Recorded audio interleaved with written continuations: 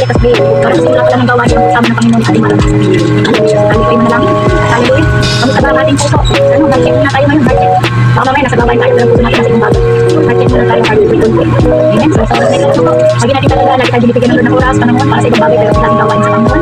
Kasi muna natin ang mga kalalahanin. Ano ba ang ating isipin? Ano ba ang iulam mamaya? Ano kakain mamaya? Sabi ng Panginoon sa buong na Diyos, wala ng ating pangangailangan. Ano po? Kapag po tayo lumalakad, andyan daw din ng Panginoon, wala tayong pangangailangan, wala tayo, hindi tayo pagkukulangin ng Panginoon. As long you believe, ano po? As long na tayo may mananampalataya. Hallelujah. Kaya nga po sabi doon sa dyan, nung sabi ng Panginoon doon, sinabi ni John doon sa mga disciple niya, tandaan nyo, lahat ng ginawa ng Diyos kaya natin gawin kung tayo ay magtitiwala at mananampalataya. Kaya sa oras na ito, alam niyo po, ang daming pangawakayan natin is only, ano po, yung pare-pareho mananampalataya ng Diyos ay kasama natin. Ang Diyos ay kumikilo sa atin, at ang Diyos po ay sumasa atin. So sige po, sa oras na ito, tayo po ay mananangin. Hallelujah, invite the presence of God. Ang nilalaman natin. Message po, ano po kung saan meron gawain sa kanya, ano po kung saan meron napapalakpakan. At ilalaw ko ng Diyos ay napakabilis. Ano, napakabilis. Sa mga ganun po kung nakaparinig na palakpakan pag-uus sa kanya pang ang bilis mag-incline. Matay nga ng ating Panginoon. Sino dito ang may problema? Sino dito ang may mga bayarin? Sino dito ang may mga pagsubok?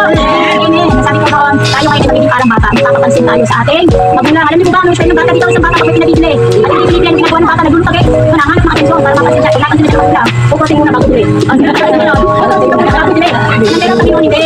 Sabi nga ko doon, pag narinig tayo ng Panginoon, ano po, kung sino yung may malaking problema, dapat malakas ang pagpupuri. Kung sino yung may matinding bayarin, dapat malakas ang pagtawag sa pangalan ng Panginoon. Hindi tayo nakapang. Pero buhay na buhay pa. Amen. Ano po, so yun ang ingay. Diyos, pagdating sa Panginoon, kailangan active na active tayo. So sige po, palakpakan natin ang Diyos.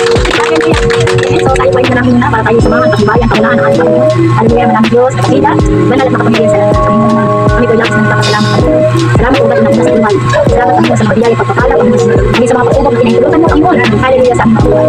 Ama sa oras na iyo, salamat Panginoon, dapat namin namin kapulihan. Sa pagiging pasalamatan, pagitan, Panginoon. Hallelujah, tunay nga po ba, nakitang salitang salamat sa iyo kapulitan, sila katapatan sa aming buhay.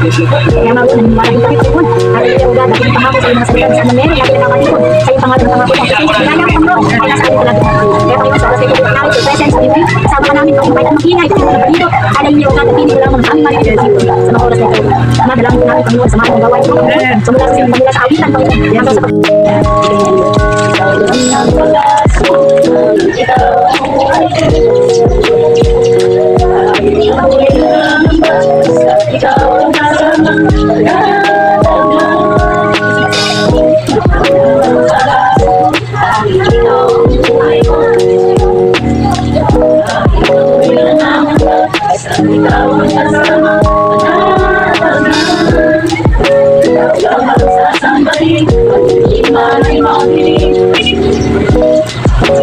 ay suliranin man, isang kawitan, lamang bakit kailan, di ka magpunan, iyaya mo sa aking lagunan, ang pag-ibig mo, sa aking walang lahat, hindi mo mapunan, huwag kang sasabihin, ay hindi malay makinig, kahit may suliranin man, lagi kang aawitan, ikaw naman. Kahit kailan, di ka napunan, iyaya mo sa aking lagunan. Pag-ibig mo, sa akin walang mapunan.